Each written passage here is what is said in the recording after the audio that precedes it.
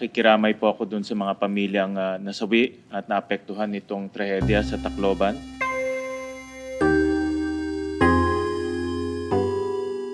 Responsibilidad nating lahat bilang mga lingkod bayan na protektahan ng ating mga kabataan.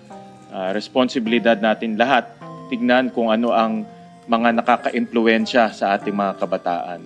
Ang teknolohiya may mga magagandang kabutihan rin. No? Nakakatulong to sa pag-aaral, nakakatulong to sa pagbubuo ng pagkakaibigan, pero dapat aminin ho natin na marami rin pong masamang epekto ang teknolohiya, social media at violent games. At ito ang dapat ho natin pag-aralan dahil hindi ho natin pwedeng isantabi dahil kung ito po ay lumala, pwede rin ho ito kumalat sa iba't ibang parte ng ating bansa, lalo na sa ating mga paaralan.